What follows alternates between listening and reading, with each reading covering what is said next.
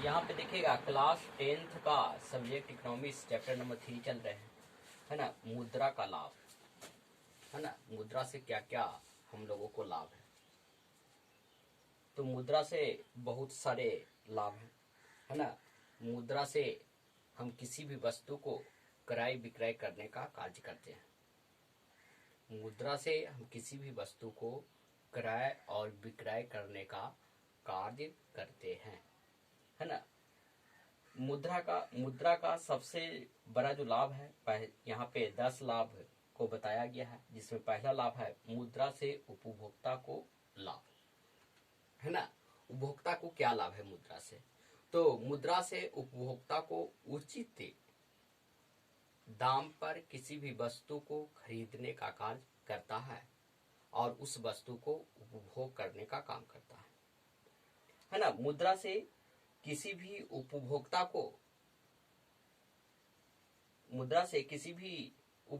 को, है ना, वस्तु को खरीदने में या बेचने में बहुत ही ज्यादा आसानी होता है। जिस समय वस्तु विनिमय प्रणाली था तो इसमें काफी ज्यादा कठिनाई का सामना करना पड़ता था। फिर है मुद्रा से उत्पादक को लाभ क्या है?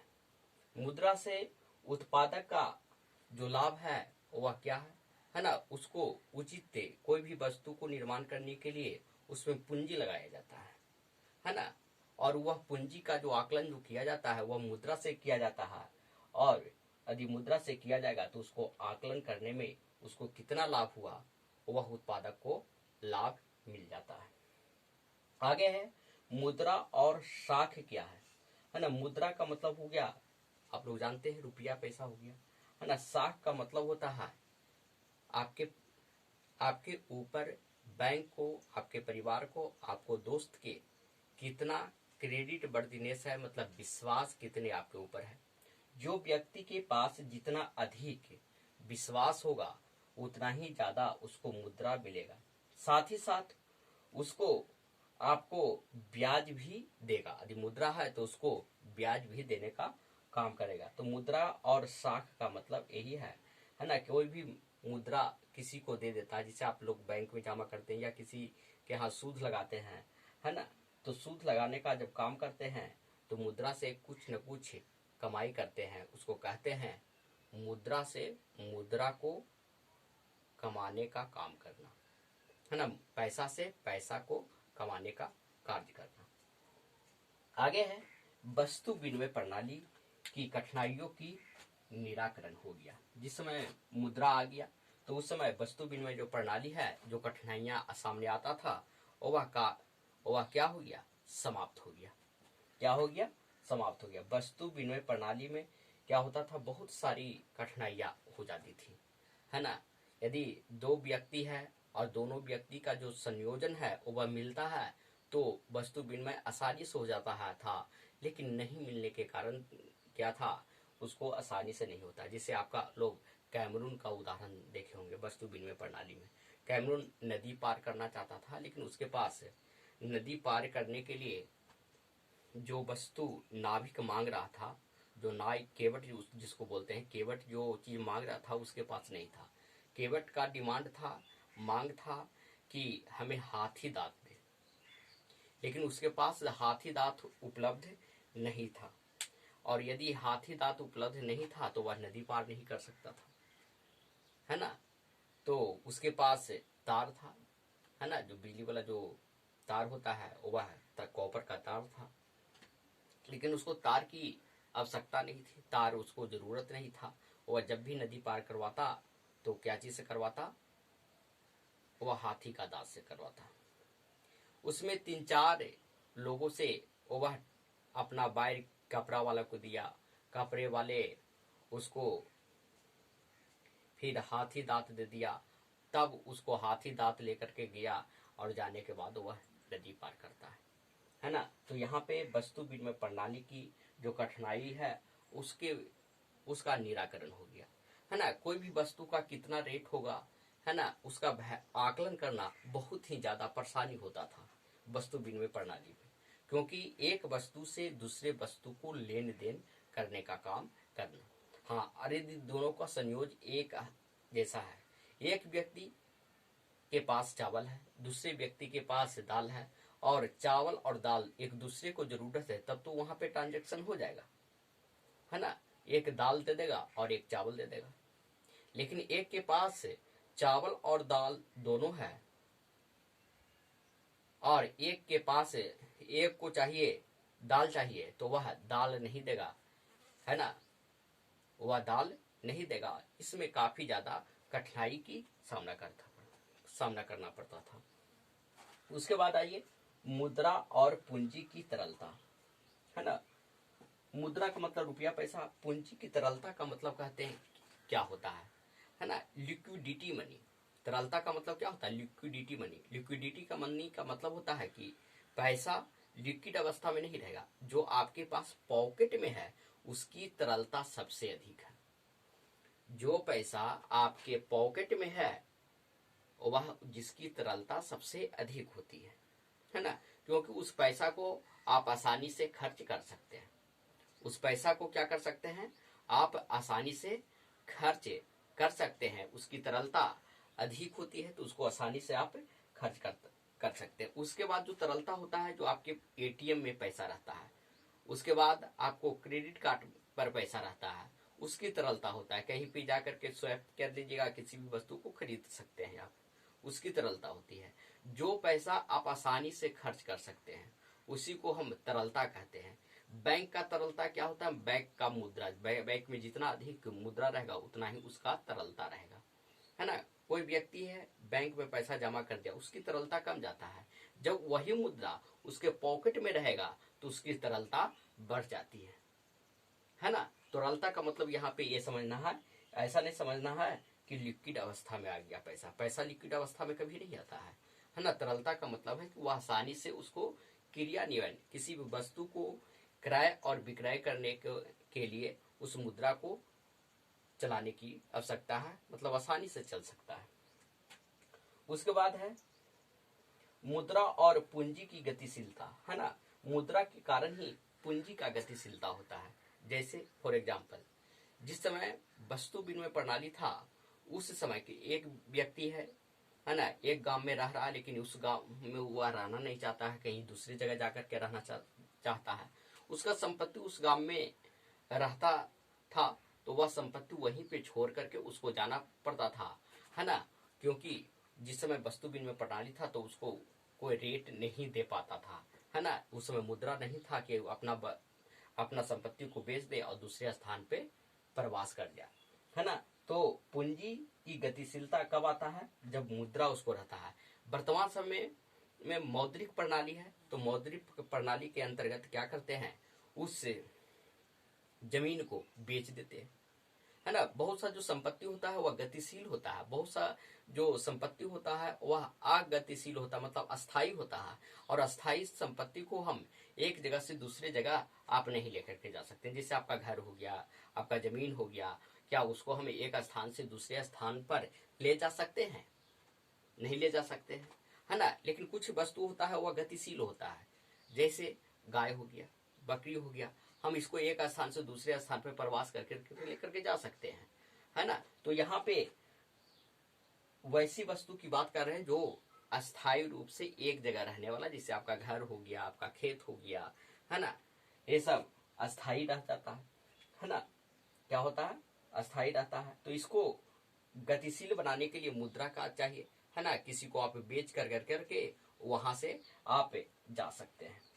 अगला पॉइंट है मुद्रा और पूंजी का निर्माण, है ना। मुद्रा और पूंजी का निर्माण, है ना। मुद्रा से आप पूंजी का निर्माण कर सकते हैं। जैसे कोई व्यक्ति है ना, हम 10 व्यक्ति है, 10 को हम 100 रुपया देते हैं, है ना। कुछ लोग क्या करेगा, 100 से 200 रुपया कमा करके हमको देगा।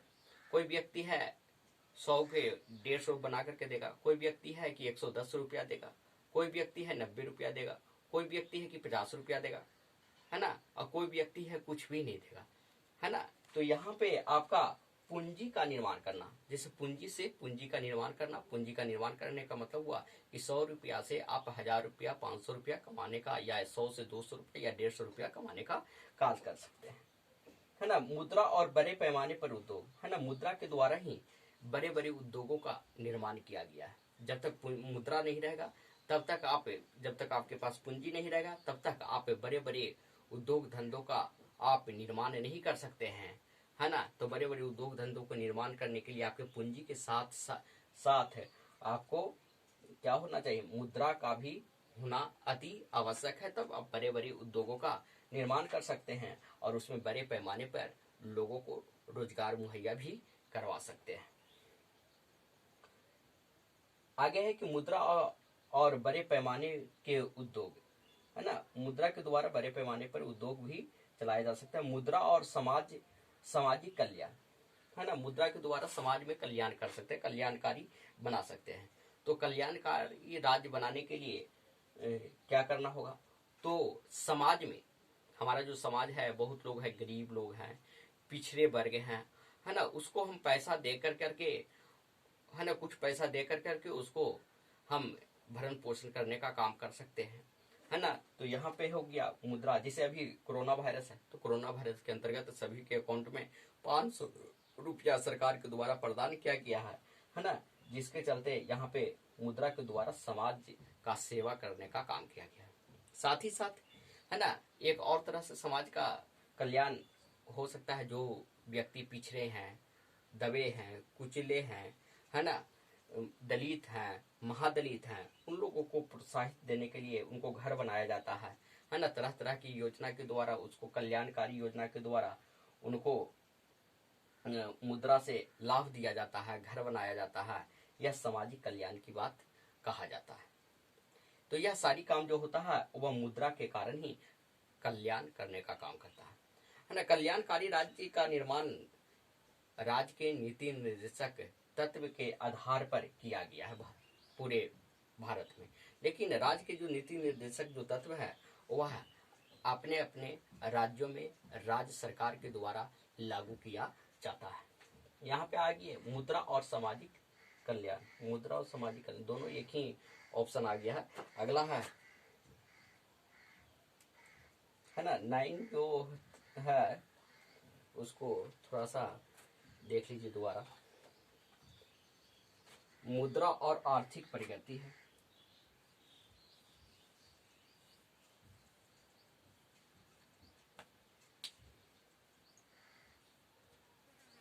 मुद्रा और आर्थिक प्रगति, है ना। यहाँ पे देखिएगा मुद्रा और आर्थिक प्रगति क्या है, इसके बारे में, है ना। जो व्यक्ति के पास जितना अधिक मुद्रा रहेगा उसका प्रगति, आर्थिक प्रगति भी उतना ही अधिक होगा, है ना। तो वह कैसे कर सकता है, वह किसी भी कंपनी का निर्माण करके या किसी भी उद्योग धंधे के निर्माण करके मुद्रा को आर्थिक रूप से अर्निंग करने का कार्य कर सकता है। अब आगे टॉपिक पे चलेंगे, अगला टॉपिक पे।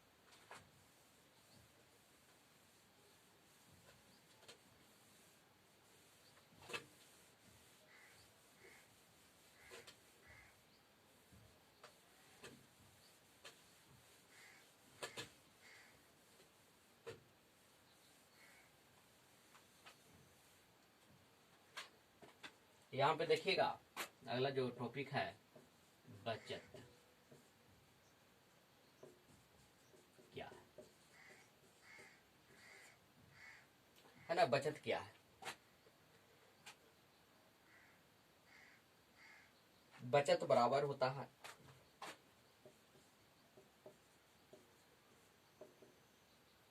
आय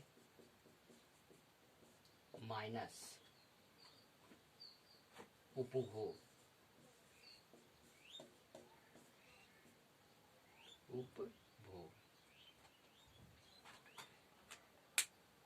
बचत किसे कहते हैं, इसका परिभाषा जान लीजिए, है ना। जिसमें, जैसे इसको पहले समझिए उसके बाद, है ना। जैसे बचत, जैसे आप कार्य करते हैं तो कार्य 2 प्रकार के करते हैं हम लोग, है ना। कार्य करते हैं, पहले ये समझिए कंसेप्ट। कार्य कितने प्रकार के होते हैं? 2 प्रकार का होता है। पहला, है ना, तो पहला जो कार्य होता है वह मानसिक काम होता है, मानसिक रूप से,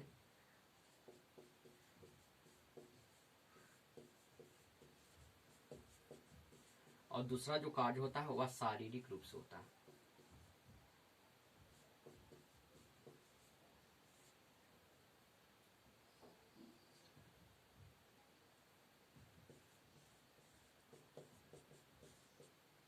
है ना।